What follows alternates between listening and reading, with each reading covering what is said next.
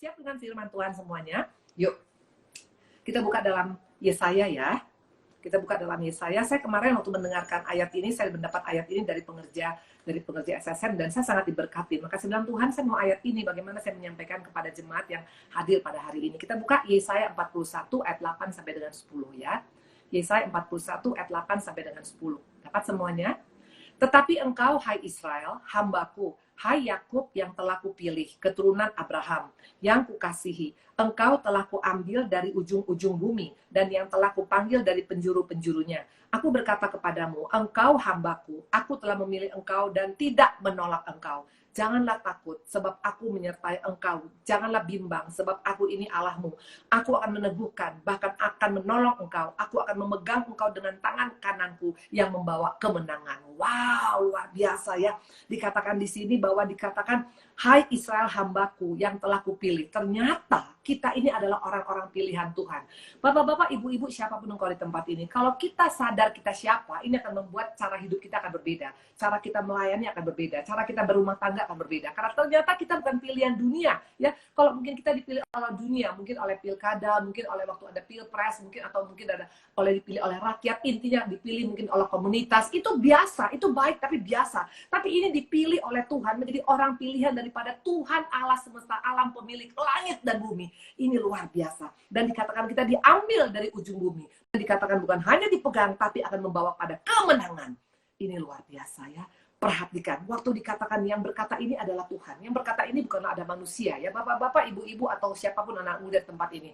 Kalau Tuhan yang berkata ini pasti ya dan amin. Karena Allah kita bukan Allah yang sekedar ngomong, bukan Allah yang omdo ya. Nah dikatakan ayat ini powerful sekali ya. Buka tadi ya, Yesaya. Ingat ya, Yesaya 41 ayat 8 sampai 10. Jadikan ini menjadi ayat kekuatan kita. Dikatakan tangan kanan Tuhan memegang kita. Kata Tuhan, jangan kau takut, jangan kau bimbang, karena aku menyertai engkau. Dan bukan hanya disertai, Tuhan akan menolong. Bukan hanya menolong, Tuhan akan memberikan kemenangan apapun yang kita hadapi pada saat ini. Luar biasa. Kalau buat saya ini adalah satu hal yang luar biasa. Ini perkataan Tuhan, ya dan amin ya. Nah, coba kita lihat di sini ya. Dikatakan tadi, kita ini adalah keturunan Abraham. Ibu-ibu, bapak-bapak percaya kita keturunan Abraham? Ya, secara rohani, kita adalah keturunan Abraham. Artinya ayat ini berlaku kepada setiap keturunan Abraham, termasuk kita di dalamnya, betul? Nah, ayat ini sangat menguatkan ya, terutama pada saat-saat seperti ini, di mana tidak ada kepastian pada saat-saat seperti ini. Tidak ada yang tahu apa yang terjadi ke depan. Setiap saya lihat TV dikatakan, kapan ini corona selesai? Nggak ada yang bisa tahu, bahkan negara adidaya sekalipun tidak bisa memprediksi corona akan selesai minggu depan.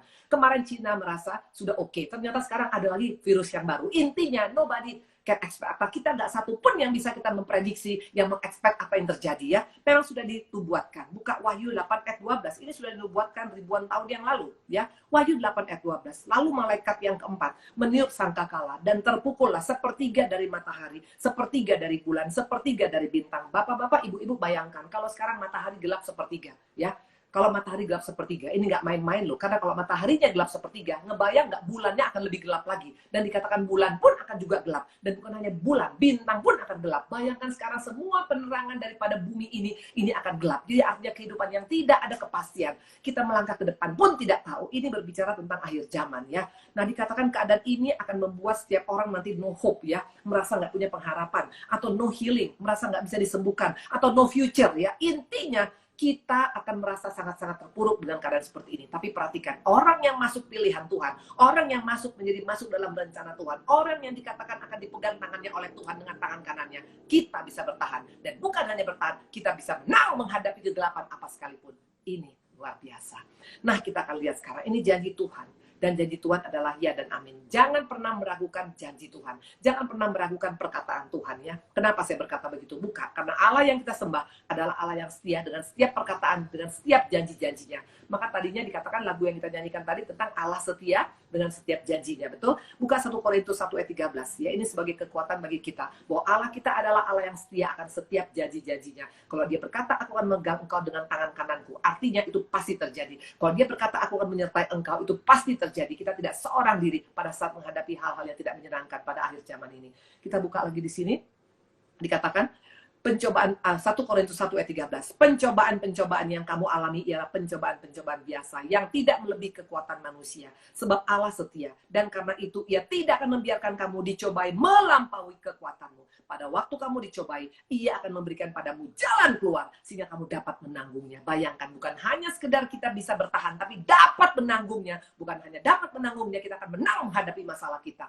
Ini pegang bapak-bapak, ibu-ibu. Ini kekuatan kita. Karena hanya firman yang bisa menguatkan kita. Kalau engkau mendengar kanan, kiri, depan, belakang, kita tidak akan kuat. Pasti tidak akan kuat. Ya, kemarin saya buka pas lagi baca berita dari luar, ya, itu dikatakan Amerika sekarang goncang lagi. Karena ada kejadian, ada orang hitam yang dibunuh lagi di Atlanta. Betul? Dia pas parkir di Wendy's dan dikatakan dia mabuk dan tiba-tiba ditembak oleh polisi dan rame lagi sekarang. Intinya seluruh dunia sekarang gak ada kepastian. Betul? Negara yang paling canggih sekalipun sekarang digoncang habis-habisan, dan memang itu kata firman Tuhan, akan semua digoncangkan. Hanya satu yang tidak tergoncang, kerajaan Allah. Betul? Makanya kalau kita masuk menjadi orang-orang pilihan Tuhan, kita akan bisa bertahan. Seperti waktu dikatakan Firaun, dikatakan waktu itu malaikat Al-Maut lewat. Betul? Semua orang-orang yang sulung, anak-anak sulung akan mati. Betul? Bahkan binatang-binatang sulung pun akan mati. Tapi orang-orang Nasrani, orang-orang Ibrani pada saat itu yang memoleskan dengan darah anak domba Allah, mereka semua selamat. Akan ada perbedaan antara orang-orang yang termasuk keturunan Abraham dengan orang-orang yang masuk dipilih oleh Tuhan akan tampil beda. Makanya target kita hari ini mesti menjadi orang-orang pilihan Tuhan. Karena orang pilihan Tuhan akan bisa menang. Kenapa? Karena tangan kanan Tuhan yang kuat yang memegang kita. Ini luar biasa, betul? Nah, dikatakan, kalau begitu, what next, Ibu Indri? Kalau memang Tuhan sudah menjanjikan, berarti automatically pasti terjadi pada setiap kita dong. Betul? Tuhan gak pernah mau satupun kita binasa. Itu jelas. Tuhan tidak mau satupun kita binasa. Tuhan mau semua kita selamat. Tapi, tergantung daripada respon kita. Jadi ternyata ada pihak Tuhan yang menjanjikan kemenangan, tapi juga ada pihak kita yang meresponi janji Tuhan ini, betul? Nah, dikatakan nanti ada 4 respon. Ada 4 respon, tapi 3 diantaranya yang membuat kita miss dengan janji Tuhan tadi. Ternyata bukan dari pihak Tuhan ya. Sekali lagi saya selalu ingatkan, Tuhan kita nggak pernah salah, Allah kita nggak pernah salah. Kalau sampai kita miss dengan apa janji Tuhan, bukan dari pihak Tuhan, bukan dari pihak surga, pasti ada dari pihak kita yang mungkin miskom, yang mungkin tidak menangkap, yang mungkin tidak tanggap, yang mungkin tidak meresponi dengan cara yang benar. Kita akan lihat ya. Ada 4 respon ya. Nah, yang Tuhan ingin respon dari setiap kita pada saat menghadapi masalah adalah ini. Matius 28 ayat 6 ya. Tuhan mau setiap kita meresponi dengan seperti yang Tuhan ajarkan waktu sebelum Dia naik ke surga. Matius 28 ayat ke-6 ya. Waktu itu murid-murid Tuhan, Maria Magdalena, wanita-wanita datang ke kuburan. Betul, waktu Tuhan mati, disalibkan dan dikuburkan. Perhatikan, ini malaikat yang berkata, Matius 28 ayat ke-6. Ia tidak ada di sini sebab Ia telah bangkit. Sama seperti yang telah dikatakannya. Tuhan mau setiap kita pada saat kita menghadapi masalah, kita mesti meresponi dengan cara, aku mau bangkit Tuhan. Karena Tuhan sudah memberikan kuasa itu pada setiap kita. Setiap kita bisa memiliki kuasa kebangkitan. Karena Yesus yang kita sembah adalah Allah yang bangkit. Kalau dia mati dan gak pernah bangkit, baru kita bisa bilang bagaimana mau bangkit dari masalah Bu Indri. Orang Tuhannya juga mati kok. Tapi Tuhan kita bangkit dari kubur dan naik ke surga. Artinya kita pun juga bisa mengalami kebangkitan. Dan kebangkitan ini yang membuat kita bisa menghadapi masalah dengan respon yang benar ya. Nanti kita akan lihat, ada 3 respon yang salah. Yang tidak bangkit, makanya membuat dia akhirnya terpuruk ya. Yuk kita buka yang pertama ya. Matius 26 ayat 38. Seringkali tanpa disadari, ini menjadi gaya hidup daripada kita. Memang ini kita lihat sepertinya, masa sih Bu Indri orang bisa nggak meresponi dengan cara yang benar? Nanti kita akan lihat, ada 4 respon. 3 itu adalah respon yang tidak seperti yang Tuhan inginkan ya. Bisa bertobat? Bisa. Waktu kita bertobat, kita minta keputusan sama Tuhan, aku mau berubah Tuhan, masih ada kesempatan. Mumpung masih ada kesempatan, kasih karunia masih ada sampai hari ini. Kalau kita selama ini responnya salah, ayo bangkit sekarang. Katakan, aku mau bangkit Tuhan dari masalahku. Dan pasti menang ya. Nah kita buka Matius 26 ayat 38 ya, kita lihat. Lalu katanya kepada mereka ya. Lalu katanya, Yesus berkata, hatiku sangat sedih, seperti mau mati rasanya. Tinggallah di sini dan berjaga-jagalah dengan aku. Tuhan pun pernah menghadapi masalah. Di Getsemani itu bicara tentang masalah. Dia akan disalibkan, betul. Dan Tuhan tahu persis dia akan mengalami hal seperti itu. Dikatakan dia seperti mau mati rasanya. Jadi wajar orang yang mengalami takut. Karena Tuhan pun mengajarkan sebagai manusia 100%, Tuhan pernah mengalami takut. Makanya Tuhan kenapa datang ke dunia ini sebagai manusia? Tuhan mau merasakan apa yang kita rasakan. Supaya waktu Tuhan memberikan solusi kepada kita, dia pernah ngalamin. Bukan hanya cuma sekedar tukang obat, bukan hanya sekedar tukang kecap, bukan sekedar hanya cuma lip service. Tuhan kita mengalami apa semua yang kita alami. Tuhan pernah mengalami sedih, Tuhan pernah mengalami takut, Tuhan pernah mengalami ditinggalkan, Tuhan pernah mengalami ditusuk dari belakang, Tuhan pernah mengalami dikecewakan. Semua Tuhan pernah alamin. Dan itu Tuhan alami sengaja sengaja datang dengan ke dunia ini supaya dia bisa merasakan apa yang kita rasakan. Waktu kita disakiti, Tuhan pernah disakiti. Waktu kita pernah dikhianati, Tuhan pernah dikhianatin. Maka Tuhan tahu persis apa yang kita rasakan. Maka waktu punya masalah, jangan datang pada orang, datang pada Yesus. Karena Yesus bisa memberikan solusinya persis seperti apa yang pernah dialami. Dan dia pernah menang, artinya kita juga bisa menang. Betul? Nah, dikatakan begini, hatiku sangat sedih seperti memati rasanya. Tinggallah di sini dan berjaga-jaga dengan aku. Itu permintaan daripada Tuhan. Waktu dia dalam keadaan kesedihan. Ayat 40. Setelah itu ia kembali pada murid-muridnya dan mendapati mereka sedang tidur. Ya, waktu Tuhan masuk untuk berdoa, nah dia katakan tinggal padaku dengan berjaga-jaga. Dia pas selesai berdoa, yang pertama kali dia kembali pada murid-murid. Apa yang didapatinya dari murid-murid? Murid-muridnya, setelah itu ia kembali pada murid-muridnya yang didapatinya mereka sedang tidur. Dan ia berkata pada Petrus, tidak sanggupkah kamu berjaga-jaga 1 jam saja dengan aku? Ini adalah permintaan daripada Tuhan ya. Ayat 42 dan 43. Lalu ia pergi untuk kedua kalinya dan berdoa ya. Tuhan berdoa 1 kali, kembali pada murid-murid, mereka tidur. Tuhan berdoa lagi yang kedua kali ya. Nah, dan apa yang terjadi? Dia berkata begini. Lalu ia pergi berdoa untuk kedua kalinya. Dan katanya, ya Bapakku, jika cawan ini tidak mungkin lalu, kecuali apabila aku meminumnya, jadilah kehendakmu. Dan seketika ia kembali pula, ia mendapati mereka sedang tidur, sebab mata mereka sudah berat. Ayat 44 dan 45. Ia membiarkan mereka di situ, lalu pergi berdoa untuk ketiga kalinya, dan mengucapkan doa yang itu juga. Sudah itu ia datang pada murid-murid dan berkata pada mereka, tidurlah sekarang dan istirahatlah.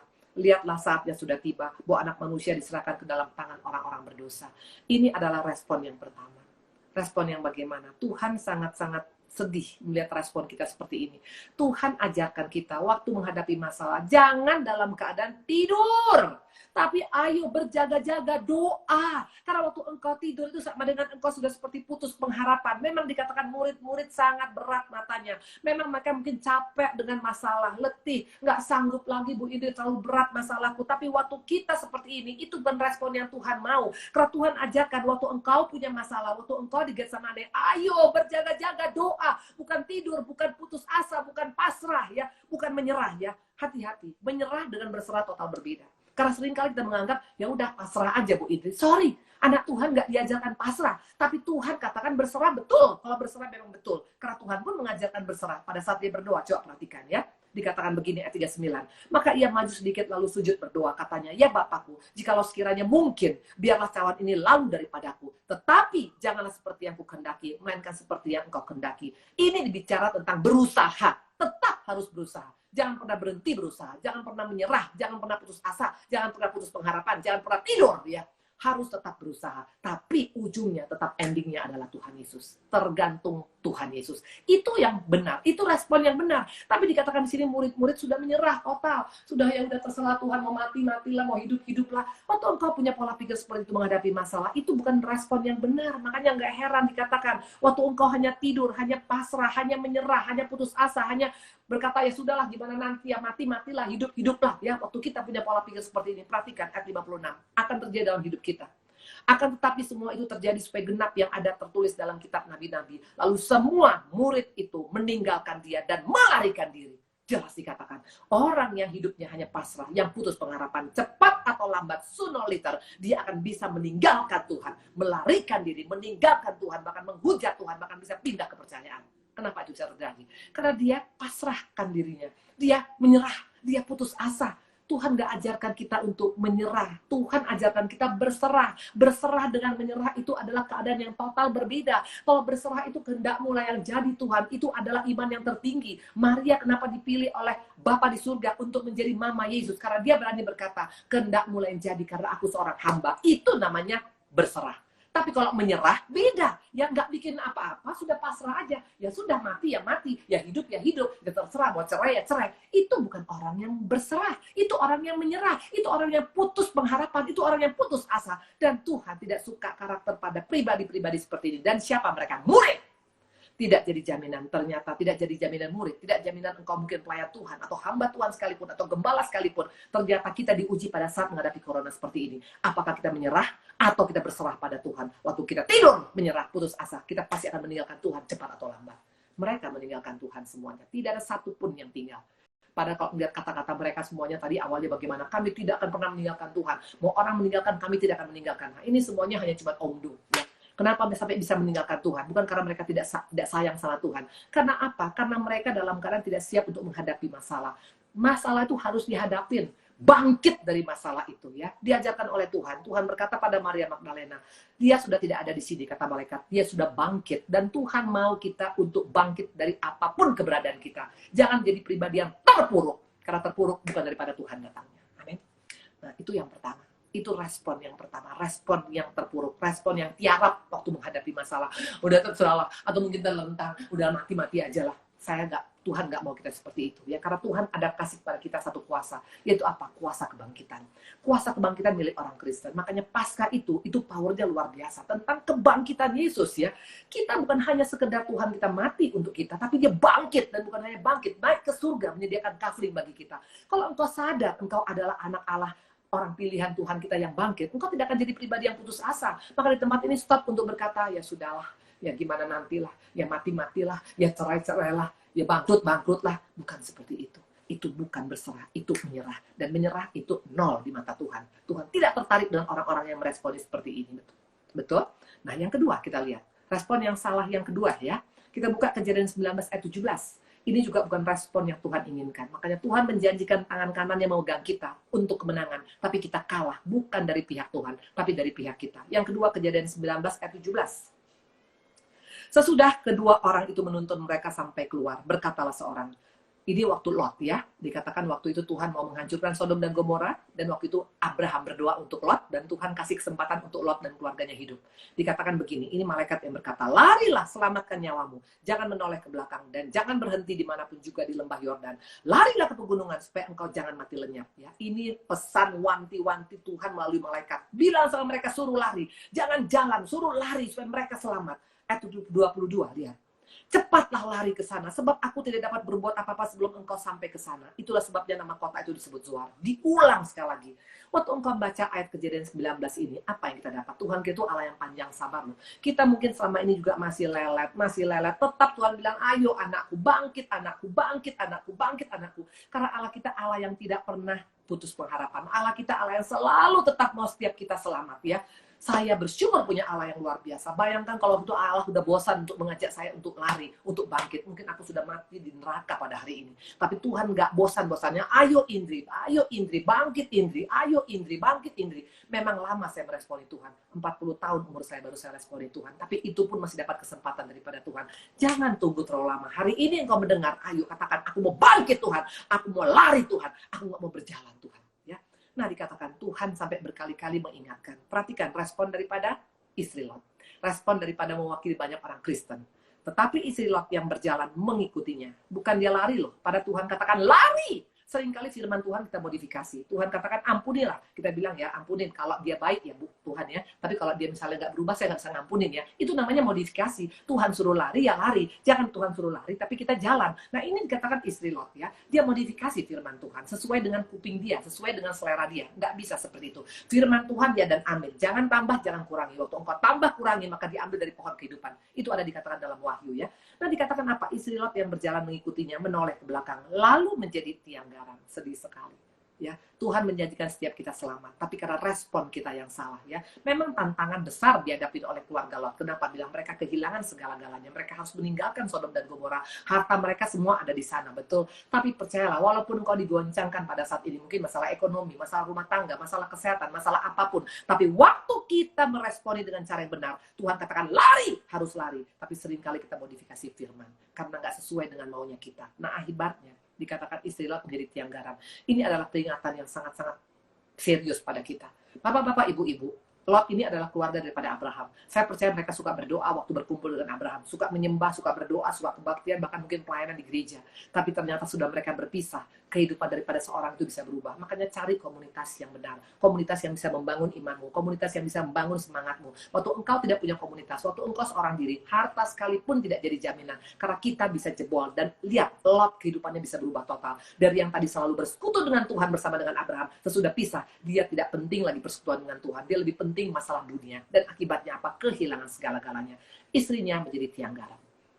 Tidak main-main. Pertanyaan, kenapa bisa seperti ini? Nah, waktu kita masih suka hidup melihat ke belakang, ini membuat kita nggak akan bisa bangkit dalam kehidupan kita. Ada 3 skenario. Kenapa makanya istri Lot melihat ke belakang? Ya, yang pertama, pastilah kita bilang karena dia mengingat-ingat hartanya. Betul. Mungkin engkau dulu pernah kaya, mungkin dulu engkau pernah sukses, mungkin kita dulu pernah berhasil, dan lain-lain, dan lain-lain. Tapi itu kan dulu. Kalau orang yang meresponi Tuhan dengan benar, itu responi hadapi kenyataan, fakta lihat. Jangan lihat dulu saya kaya, dulu saya ini, dulu saya ini, dulu. Dulu memang iya, tapi sekarang bagaimana? Hadapi yang sekarang ini. Karena orang yang bangkit dari masalahnya itu harus realistis. Hadapi apapun yang hadapi saat ini. Saya mau kasih kesaksian sedikit. Kalau saya mengingat tentang kehidupan saya dulu mungkin ya, dulu saya begini, dulu saya anak kesayangan, dulu saya begini. Saya akan pernah jadi seperti ini hari ini. Tapi kalau Tuhan izinkan engkau mengalami hal-hal yang mungkin tidak sama dengan yang dulu, it's okay. Yang penting sumbernya jangan hilang. Kalau Yesus masih dengan kita, tidak ada masalah. Tuhan bisa kembalikan 30, 60, 100 ribu kali lipat. Nah, dikatakan di sini istri Lot, ingat tentang hartanya, ingat tentang kejayaannya, ingat tentang keberhasilannya. Memang itu betul pernah terjadi, tapi itu kan sudah masa lalu. Lihat ke depan, janji Tuhan bukan di belakang, janji Tuhan adalah di depan. Halo, halo, halo, ya. Itu yang membuat dia makanya berjalan santai. Dia merasa tidak terlalu bergairah. Memang dia nggak tidur, tapi ya setengah-setengah, ikut Tuhan setengah-setengah ya. Ya oke lah, hari Minggu ke gereja daripada nggak ke gereja. Ya baca firman oke lah, misalnya sekarang seminggu sekali, apalagi kalau ada live IG disuruh Ibu Indri baca Alkitab, oke lah. Waktu engkau seperti itu, kita akan tenggelam, tidak akan bisa meresponi janji Tuhan, tidak akan mengalami kemenangan. Karena Tuhan katakan bangkit, lari, bukan berjalan. Betul? Nah, dikatakan yang pertama tadi adalah masalah harta. Yang kedua, kenapa membuat kita makanya dikatakan melihat ke belakang. Istri Lot melihat ke belakang. Kedua, karena ia mungkin pernah mengalami kekecewaan. Kalau engkau baca Kejadian 19 sebelumnya, itu dikatakan waktu itu ada tamu datang ke rumah Lot, dan dikatakan tamu ini mau orang-orang dari Sodom datang menggedor pintu Lot dengan berkata, mana tamumu? Mau kami pakai. Ternyata Sodom itu bicara tentang sodomi. Ternyata sudah banyak kehidupan-kehidupan yang melenceng seksnya pada waktu itu. Dan mereka mau pakai 2 tamu daripada Lot. Lot berkata apa? Jangan pakai tamuku. Kalau mau pakai anak saya perempuan. Mereka masih ting-ting dua-duanya. Ini sangat mengerikan. Seorang bapak harusnya memprotek anak kandungnya sendiri. Tapi malah dia bisa menjual anaknya demi kepentingan untuk orang lain. Ini fakta banyak terjadi pada saat sekarang. Di luar kepujian, di luar hebat, di luar haleluya puji Tuhan. Tapi di rumah nggak pernah urus suami, nggak pernah urus istri, nggak pernah urus anak-anak, bahkan nggak pernah ngurus segala sesuatu ya. Itu hanya untuk tampil di luar. Nah, Lot ini mengecewakan istrinya. Istri Lot kecewa. Mungkin yang kedua melihat dia ke belakang karena apa? Ada rasa kecewa. Kok bisa ya seorang suami seperti ini? Padahal sudah tahu kebenaran, kok bisa dia lebih sayang pada orang lain daripada pada 2 anaknya perempuan? Istri Lot mungkin mengalami kecewaan. Yang pertama tadi adalah harta, keberhasilan. Itu jangan diingat-ingat lagi. Hadapi yang sekarang. Kalau sekarang engkau dalam keadaan diproses mungkin mengalami hal yang tidak seperti dulu lagi, it's okay. Selama masih ada Tuhan Yesus bersama dengan kita, kenapa tidak? Jangan pernah tinggalkan Tuhan. Yang kedua karena masa lalu yang mungkin mengecewakan dia. Yang ketiga adalah karena apa? Karena Zoar dikatakan. Mereka disuruh ke Zoar. Zoar itu kota kecil. Coba buka Kejadian 19 ayat 22. Cepatlah lari ke situ, sebab aku tidak dapat berbuat apa-apa sebelum engkau sampai ke sana. Itulah sebabnya nama kota itu disebut Zoar. Zoar itu kota kecil. Sodom kota besar. Seringkali kadang-kadang kita mau meresponi Tuhan, tapi maunya responnya kalau bisa Tuhan jangan pakai proses ya. Kalau bisa pokoknya hari ini Tuhan doa, besok langsung dapat jawabannya. Gak seperti itu. Ada kalanya kita dalam keadaan meresponi Tuhan. Tuhan janjikan pemulihan, Tuhan janjikan kemenangan, tapi bukan sehari 2 hari, bisa setahun, 2 tahun, 5 tahun, 10 tahun. Saya mengalami pemulihan berapa lama? Suamiku dipulihkan Tuhan 17 tahun, bukan sehari 2 hari. Bukan 3 hari, 4 hari, bukan 1 tahun, 2 tahun, 17 tahun Bapak-bapak, Ibu-ibu, baru Pak Ari berubah total, baru mengalami perubahan total. Keluarga kami sekarang dipulihkan luar biasa. 17 years, kalikan 365 hari, kalikan 24 jam, kalikan 60 menit, kalikan 60 detik, tidak main-main. Masalah ekonomi, 11 tahun baru kami mengalami pemulihan. Dulu kami naik turun angkot anak-anak saya, bahkan tipe rumah kami tipe 21, kamar hanya 2 kali 3, sekali buka pintu langsung nggak bisa ditutup lagi. Karena apa? Karena bentur dengan tempat tidur. Intinya aku pernah ada di sana semuanya. Apakah Tuhan langsung memberikan Sodom kepada kita? No, ada kalanya Zoar, bahkan kala mungkin bisa Bethlehem, kota kecil, bahkan mungkin Palungan. It's okay. Kalau memang itu daripada Tuhan datangnya, responi dengan semangat, karena pasti kita akan bangkit, pasti kita akan menang. Itu yang kedua. Nah, yang ketiga, respon yang salah yang ketiga, kita buka. Yohanes 5:5. Di situ ada seorang yang sudah 38 tahun lamanya sakit. Ketika Yesus melihat orang itu berbaring di situ, dan karena ia tahu bahwa ia telah lama dalam keadaan itu, berkatalah ia padanya, maukah engkau sembuh? Ya, ini nggak main-main. Tuhan datang ke dunia ini untuk menyembuhkan kita. Tuhan yang offer, Tuhan yang tawari kepada kita keselamatan ya. Tuhan yang datang kepada kita, bukan kita datang pada Tuhan. Tuhan yang mencari kita, bukan kita yang mencari Tuhan. Bayangkan, siapa kita sampai kita begitu spesial di mata Tuhan. Kalau kita sadar bahwa kita begitu spesial, kita nggak main-main loh dalam hidup ini. Tapi seringkali kita sok jual mahal, sok ngejago, betul. Dan perhatikan apa respon daripada orang yang lumpuh yang 38 tahun ini. Ya, lihat. Tuhan, gak ada orang yang menurunkan aku ke dalam kolam apabila airnya mulai goncang. Dan sementara aku menuju ke kolam, orang lain sudah turun dari aku. Ini orang kombinasi yang tadi, kombinasi lelet ya. Memang dia tidak tiarap, dia tidak memang dalam keadaan tidur, tapi juga nggak juga lari ya. Nah artinya apa? Ini orang yang tidak mau move on ya. Tetap aja semua yang salah ya. Nggak pernah dia yang salah. Seluruh dunia salah. Suaminya yang salah, istrinya yang salah, anaknya yang salah, orang tuanya yang salah, pendetanya yang salah, Indonesia yang salah, pemerintah yang salah, semua salah. Intinya hanya dia yang betul. Makanya nggak heran. Lihat, perhatikan. 38 tahun dia dalam keadaan lumpuh. Iblis paling suka dengan orang-orang seperti ini. Karena nggak akan bisa meresponi Tuhan dengan cara yang benar. Karena apa? Karena masih ada hal yang nggak beres dengan hatinya. Dia belum berdamai dengan dirinya sendiri. Dia belum berdamai dengan sesamanya. Dia belum berdamai dengan Tuhan. Bagaimana dengan kita? Amsal 4 ayat 23. Jagalah hatimu dengan segala kewaspadaan. Karena dari situlah terpancar kehidupan. Kehidupan seorang bukan terpancar daripada engkau bisa ngomong, engkau bisa tidur, engkau bisa duduk, engkau bisa ketawa. Kalau dalam dunia medis, betul. Ya, waktu suami saya tabrakan, itu dia koma.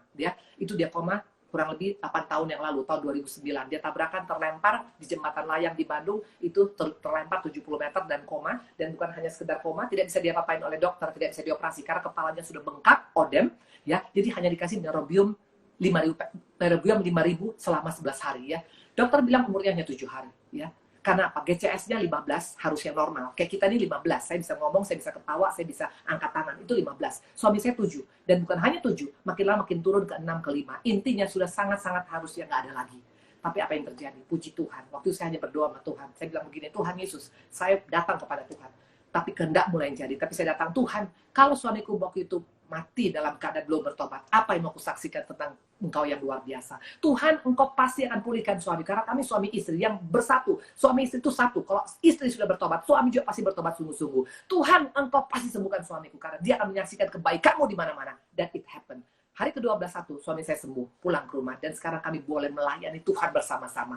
Nah, itu yang berbeda. Waktu engkau dipegang oleh tangan Tuhan yang kuat, ya, kita bisa kemenangan, tapi harus bangkit. Jangan pasal, ya udahlah Tuhan, kalau memang mesti mati, ya matilah. Ya udah Tuhan, enggak. Engkau bisa berkata, Tuhan, engkau berdoa. Kami di sana menyembah setiap hari. Saya panggil pendoa saya dari Medan. Ayo Kak Kartini, kita menyembah terus, menyembah Tuhan, belas kasihanmu, belas kasihanmu. Seperti Yesus, 3 kali dia berdoa, tapi terakhir dia berkata, kehendak-Mu yang jadi. Saya katakan pada Tuhan, aku sudah datang padamu Tuhan, aku memohon dan aku percaya kehendak-Mu yang terbaik buat suamiku. Hari ke-11 suami saya sembuh, hari ke-21 pulang ke rumah, sekarang kami melayani bersama-sama. Itu kalau bukan karena Tuhan tidak mungkin. Maka tadi saya katakan kemenangan menjadi milik orang-orang yang bagaimana, yang mau bangkit. Bukan tidur, bukan juga berjalan, apalagi sampai hanya cuma menyalakan seluruh dunia. Enggak lagi musimnya sekarang untuk menyalakan seluruh dunia. Di sini sekarang kita kita bangkit. Jangan lagi pikirkan tentang, tapi kenapa ya saya ditipu sana, tipu sini. Udahlah, nggak penting ngomong itu lagi. Yang penting sekarang mau bangkit bersama dengan Tuhan. Karena tangan Tuhan, tangan kanan Tuhan yang memegang kita. Ini luar biasa, ya. Nah, dikatakan di sini. Contoh yang bangkit siapa, Bu Indri? Kita akan lihat ya. Nanti sebentar kita akan panggil Ibu Wawa, akan menyaksikan bagaimana dia adalah pribadi yang bangkit ya menghadapi kehidupan ini. Ya, dia divonis kanker stadium 3C loh. Cancer cervix loh. Itu bukan kanker yang biasa-biasa, itu bukan kanker yang ecek-ecek. Itu kanker yang sangat-sangat mengerikan. Tapi dia bisa semangat, dia bisa kuat, dan lihat nanti kesaksian dia. Nah, siapa contoh-contoh dalam Alkitab? Kita lihat Abraham. Abraham jelas bisa bangkit, betul. Waktu diperhadapkan dengan Lot, mereka ada perseteruan dengan Lot, ya. Gara-gara masalah harta, ya seringkali kadang-kadang hanya masalah harta, masalah posisi, masalah kuasa membuat kita seperti dunia ini mau runtuh, betul. Apa Abraham kecewa dengan Lot dengan berkata, kalau ku ingat-ingat ya, kamu tuh kaya gara-gara saya loh. Dia nggak ada berkata seperti itu, tapi dia katakan apa kepada Lot? Oke, daripada kita ribut, karena kita kerabat. Kau ke kanan, aku ke kiri. Kau ke kiri, aku ke kanan. Ini luar biasa. Ini adalah keputusan yang tidak populer menurut dunia. Karena Abraham tahu Lot itu adalah orang yang serakah. Dia pasti pilih yang berair. Dan ternak tanpa air pasti mati. Tapi Abraham tidak peduli. Karena dia tahu Allah yang disembahnya adalah Allah yang luar biasa. Dia serahkan, haknya dia lepaskan sebagai paman. Dia lepaskan sebagai orang pilihan Tuhan. Dia suruh engkau boleh pilih duluan. Dan akhirnya Lot dapat Sodom dan Abraham dapat Kanaan. Tapi lihat, seorang yang tinggal, seorang yang bangkit bersama dengan Yesus, apa yang terjadi? Bukan hanya Abraham bisa bertahan, tapi dikatakan Abraham jadi bapa segala bangsa, anaknya seperti pasir di laut, seperti bintang di langit, bahkan kaya raya luar biasa. Itu bukti orang yang memang betul-betul bangkit bersama dengan Yesus, ya. Bagaimana cara bangkit? Yang pasti, kalau engkau mau bangkit, harus siap melepaskan hak kita. Kalau kita masih pertahankan hak kita akan sulit bangkit. Karena itu membuat seorang tetap bertahan. Waktu kita melekat kepada hak kita, melekat kepada dunia, kita nggak akan bisa bangkit bersama dengan Tuhan Yesus. Yang pertama adalah tentang hak. Yang kedua, untuk bisa bangkit. Siapa yang kedua? Contohnya, Daud, kita tahu. Waktu menghadapi Goliat, itu persoalan yang besar. Itu bukan persoalan main-main. Bagaimana seorang Daud bisa bertahan, bahkan dia bisa bangkit. Waktu itu dia katakan begini. 1 Samuel 27 ayat 37. Ayo kita lihat. Pula kata Daud, Tuhan yang telah melepaskan aku dari cakar singa dan cakar beruang, dia juga akan melepaskan aku dari tangan orang Filistin. Kata Saul kepada Daud, pergilah, Tuhan menyertai engkau. Ini luar biasa. Semua orang udah ketakutan pada waktu itu. Semua orang dalam keadaan ngumpet semuanya. Dalam keadaan tiarap, betul. Dalam keadaan tidur. Dalam keadaan berputus asa. Tapi seorang Daud tidak. Dia katakan, kalau Tuhan pernah membuat aku menang melawan beruang dan singa, aku juga pasti menang sekali ini. Ini bicara tentang orang yang selalu ingat tentang kebaikan Tuhan. Ya, karena kita harus tetap ingat kalau Tuhan pernah menolong kita minggu lalu, tahun lalu, 10 tahun yang lalu. Masa Tuhan gak bisa menolong pada saat corona seperti ini? Waktu engkau ingat tentang kebaikan Tuhan, ingat tentang kasih Tuhan, ingat tentang pengorbanan Tuhan, membuat kita bisa bangkit. Dan Daud bangkit gara-gara itu. Dia bukan orang ahli perang sama sekali. Dia adalah tukang angon kambing, hanya bisa main kecapi. Tapi dia punya satu iman yang luar biasa. Karena dia merasakan, gue pernah ditolong sama Tuhan. Tuhan yang sama pasti bisa menolong aku juga menghadapi Goliat pada saat ini. Nah ingat ya, ingat tentang kebaikan Tuhan. Ingat tentang kita punya kejayaan, gak perlu. Tapi ingat kebaikan Tuhan itu perlu. Karena itu membuat kita bisa bangkit. Dan yang ketiga adalah siapa? Yusuf. Yusuf adalah pribadi yang menghadapi goncangan. Bertubi-tubi goncangan. Pernah dibuang ke sumur, pernah menjadi budak, pernah difitnah, pernah masuk penjara, pernah dilupakan. Ini gak main-main, dia punya masalah betul. Tapi gak satu pun ayat mengatakan dia menghujat Tuhan. Tapi yang ada malah dia sangat percaya dengan Allah yang disembah. Coba kita buka Kejadian ya. Kejadian 50. Ayat 18 sampai dengan 21. Waktu bapaknya meninggal, kakak-kakaknya takut pada Yusuf. Karena takut nanti Yusuf membalas dendam. Perhatikan. Juga saudara-saudaranya datang sendiri dan sujud di depannya, serta berkata, kami datang untuk menjadi budakmu. Tapi Yusuf berkata pada mereka, jangan takut, sebab aku inikah pengganti Allah. Memang kamu telah mereka-rekakan yang jahat terhadap aku, tapi Allah telah mereka-rekakan untuk kebaikan, dengan maksud melakukan seperti yang terjadi sekarang, yakni memelihara hidup satu bangsa yang besar. Jadi janganlah takut, aku akan menanggung makananmu dan makan anak-anakmu juga. Demikianlah ia menghibur mereka dan menenangkan hati mereka dengan perkataan yang luar biasa. Ini adalah pribadi yang bangkit. Dia nggak pernah hidup dengan hanya cuma tentang nostalgia masa lalu saja ya. Yang dulu ya dulu ya. Semua orang juga pernah bisa salah. Nah kalau engkau berkata engkau mau bangkit bersama dengan Tuhan, belajar dari Tuhan Yesus. Tuhan di kayu salib berkata, Bapa ampunilah mereka. Mereka tidak tahu apa yang diperbuat. Itu orang yang bangkit. Bagaimana dengan kita pada hari ini? Ingat, waktu kita tetap tinggal dalam purbakala, waktu kita tetap mengingat kesalahan orang lain, waktu kita tetap menyalahkan seluruh dunia, waktu kita tetap dalam keadaan tadi yang kedua tadi adalah apa? Dalam keadaan seperti mengingat ke belakang, mengingat kejayaan, atau yang pertama tadi adalah siapa murid-murid yang tidur, yang putus asa, itu membuat kita tidak akan pernah bisa bangkit, apalagi menang menghadapi masalah kita. Corona ini adalah masalah seluruh dunia, bukan hanya satu orang, dua orang. Setiap kita sekarang menghadapi corona, masalah kita sama, yang membedakannya respon kita. Makanya bagaimana dengan respon kita pada hari ini? Kalau engkau meresponi dengan cara yang bangkit seperti yang Yesus ajarkan, kita bisa bertahan sampai pada kesudahan. Ingat, kita orang pilihan Tuhan.